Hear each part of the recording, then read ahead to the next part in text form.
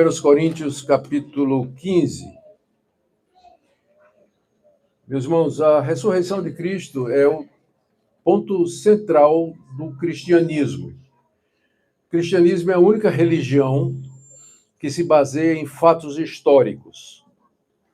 Então, outras religiões, como o budismo, o hinduísmo, religiões antigas, as religiões orientais, religiões de mistério, e mesmo religiões contemporâneas, elas são geralmente baseadas em cima do ensino do seu fundador.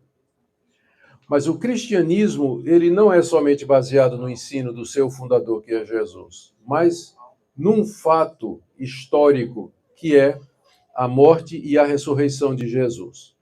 Se Cristo não estiver vivo nesse exato momento, nós estamos aqui perdendo tempo, podíamos estar aproveitando esse clima maravilhoso para gozar a vida, fazer qualquer outra coisa prazerosa, sair com a família. Tudo isso aqui é em vão se Jesus Cristo não estiver vivo nesse exato momento, nos escutando, sondando os nossos corações e presente espiritualmente aqui no nosso meio. O cristianismo depende de fatos históricos. Se você não crê na ressurreição de Cristo, literal, de entre os mortos, você não é um cristão. Você não é um cristão. Você pode ser uma pessoa interessada no cristianismo, pode ser uma pessoa que cresceu dentro do cristianismo, mas de fato você não é cristão. O apóstolo Paulo, na carta aos Romanos, no capítulo 10, ele diz que se no seu coração você crer que Jesus ressuscitou dos mortos, e com a boca você professar isso, você vai ser salvo. Com isso dizendo que se alguém não crer de coração que Jesus Cristo está vivo, essa pessoa não é cristã e ela não está salva. A Bíblia, o cristianismo, depende de nós crermos em milagres, porque a ressurreição de Cristo é um milagre. Mortos não ressuscitam. Nenhum de vocês aqui viu uma ressurreição. Mortos não ressuscitam. A ressurreição é algo extraordinário, é fora do normal. É alguma coisa que viola todas as leis naturais, as leis da natureza e a maneira como o mundo funciona. Se você não crer em milagres, num Deus que é capaz de overrule, I don't know the word in português. Se você não crê que Deus pode anular as leis que ele próprio estabeleceu, e entre elas essa lei de que uma vez morto, morto para sempre, então nem cristão você pode ser. Você tem que crer na criação do mundo, você tem que crer no chamado de Abraão, você tem que crer no chamado de Davi, você tem que crer que Deus abriu o mar vermelho, você tem que crer que Jesus Cristo realizou todos aqueles milagres, e você tem que crer que ele vive hoje. Então o cristianismo exige fé dos seus participantes, dos seus aderentes, e sem você crer de todo o coração que existe um Deus que faz milagres, e o principal milagre que ele fez foi a ressurreição de Jesus Cristo, então volto a dizer, nem cristão você pode ser. Por incrível que pareça, na igreja de Corinto havia um grupo que não cria na ressurreição de mortos. Não cria. A igreja de Corinto é uma igreja muito complicada. É a igreja mais complicada do Novo Testamento. E foi fundada por Paulo, hein? Então, note que nem sempre a culpa de uma igreja ser complicada é o fundador. Porque eles tiveram o maior de todos os pregadores e o melhor de todos os apóstolos, de todos os missionários, que era o apóstolo Paulo. Mas em menos de 5 anos a igreja havia se desviado de muita coisa. Eles estavam brigando, criaram grupos dentro da igreja sobre quem era o melhor pregador, Paulo, Pedro, Apolo, e tinha um grupo que dizia que era de Cristo, que não seguia a liderança de ninguém. Brigavam sobre comida sacrificada ao ídolo, pode ou não pode. Brigavam sobre o que é melhor, ficar solteiro ou ficar casado. Tinha um membro da igreja que vivia imoralmente com a mulher do seu pai, ninguém fazia absolutamente nada. Outro membro da igreja estava processando outro membro da igreja sobre questões financeiras, lavando roupa em público, não é? Quando roupa suja tem que lavar em casa. Havia, no culto, era a maior confusão, todo mundo falando em línguas ao mesmo tempo, não tinha interpretação, ninguém entendia absolutamente nada. Paulo tem que dar um freio de arrumação nisso, capítulo 14 da primeira carta. Era uma igreja extremamente complicada e, para piorar, tinha um grupo lá dentro que não acreditava que mortos ressuscitavam. A origem desse grupo é incerta. Duas possibilidades. Primeiro, ex-saduceus. Se vocês se recordam, saduceus era uma seita do judaísmo que, diferente dos fariseus, eles não acreditavam em anjo, em ressurreição e nem em espírito. Então, pode ser que alguns saduceus tenham se convertido a Cristo, mas ainda mantinham algumas das crenças antigas, o que é muito normal. Novos convertidos levam um tempo até mudar o pensamento com relação a uma série de coisas. Pessoas que genuinamente creem no Senhor Jesus, elas podem estar equivocadas em outros pontos, que aí, com o tempo, esses pontos vão ser alinhados e ficar mais conforme a palavra de Deus no processo que a gente chama de santificação. Então, podia ser que esse grupo era composto de ex-fariseus. Também naquela época, uma outra explicação, predominava uma filosofia que a gente chama hoje de neoplatonismo, que era baseada nas ideias do genial Platão, que tinha vivido alguns séculos antes, que dividia a realidade em dois andares. No andar de cima era o mundo das ideias, o mundo da perfeição, dos conceitos, o mundo do espírito, o mundo de Deus.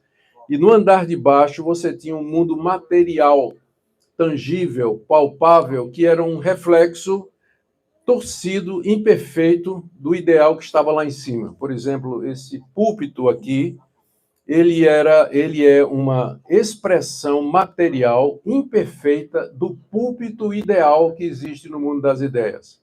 Então, o que é de cima não se mistura com o que é de baixo. Deus está lá no céu, no mundo das ideias, no mundo da perfeição. Por que é que ele haveria de ressuscitar cadáveres? Qual o interesse de Deus em corpos, já que Deus está no andar de cima? Então, essa ideia dualista predominou durante alguns séculos na igreja principiante, na igreja apostólica, impedindo alguns de crer que Cristo tinha encarnado. Por que Deus tomaria um corpo humano? Achando que o casamento era uma coisa inferior, porque no casamento você tem troca de corpos, né? Você se envolve fisicamente, e isso seria... Então, ser espiritual seria mais... Ser solteiro seria mais espiritual do que ser casado. Isso vai dar origem aos mosteiros na Idade Média, porque esse neoplatonismo prevaleceu. Então, é possível que lá na igreja de Corinto tenha tido pessoas que disseram assim: não pode... Por que haveria ressurreição de mortos? Cristo veio salvar nossa alma. Né? Por que não tem ressurreição de mortos? Nós não precisamos de ressurreição de mortos. O corpo é irrelevante. O apóstolo Paulo, então, escreve a primeira carta aos Coríntios exatamente para mostrar para eles a necessidade e a importância da ressurreição e para dizer para eles que negar a possibilidade da ressurreição futura dos mortos é a mesma coisa de negar a ressurreição passada de Cristo. As duas coisas estão ligadas. E com isso ele quer demonstrar que esse grupo, se não mudar de opinião, certamente eles não faziam parte do povo de Deus. Então, hoje eu quero ver com vocês, então, em primeiro lugar, a importância da ressurreição. Segundo, as evidências que Paulo traz para provar que Cristo ressuscitou dos mortos. E terceiro, as implicações de nós não crermos na ressurreição, ou as implicações de nós crermos na ressurreição. E no final, vamos fazer algumas aplicações aqui para nós, sempre pedindo que Deus sonde o nosso coração, que Deus nos examine, porque é muito fácil a gente se iludir em termos de fé. Tem pessoas que pensam genuinamente que estão certas, mas na verdade elas estão equivocadas. A Bíblia é nossa regra de fé e prática, e é por ela que a gente julga as ideias e as convicções, a começar de nós, a começar de mim, a começar de você. Então vamos lá, 1 Coríntios 15, só um minuto.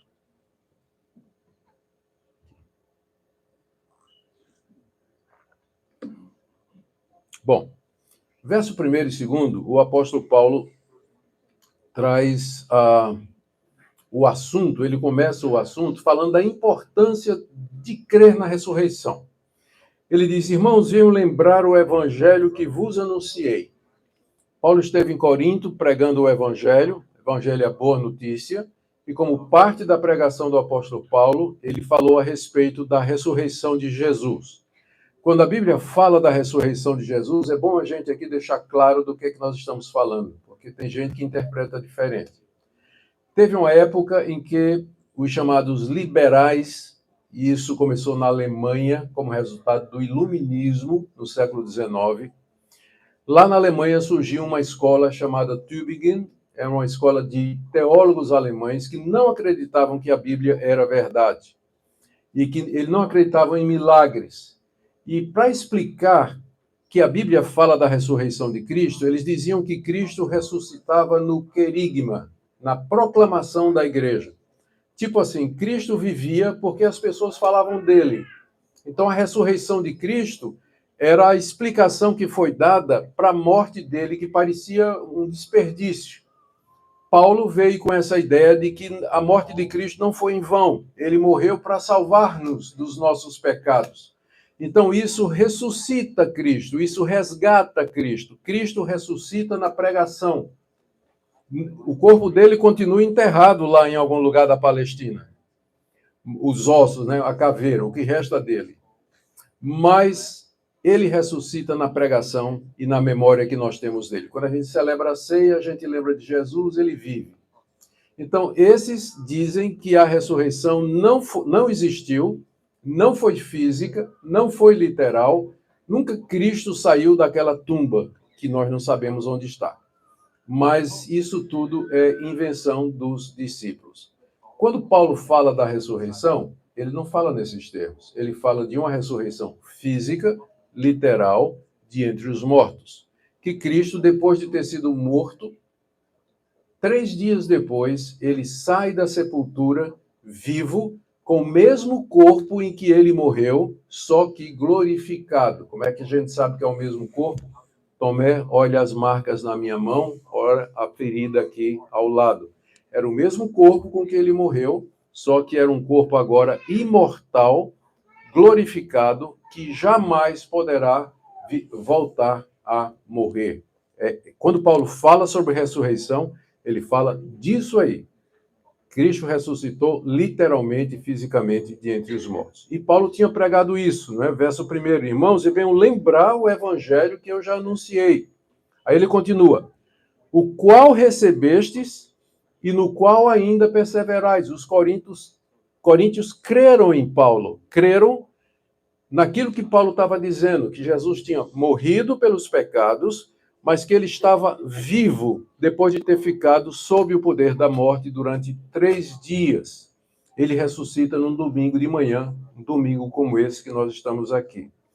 E eles ainda perseveravam nisso, apesar de ter um grupo lá dentro que estava negando a ressurreição, mas a maioria da igreja ainda cria na ressurreição literal de Cristo. E aí Paulo fala da importância disso. Olha, o verso 2. Por ele também sois salvos. O ele aqui é o evangelho que ele tinha pregado.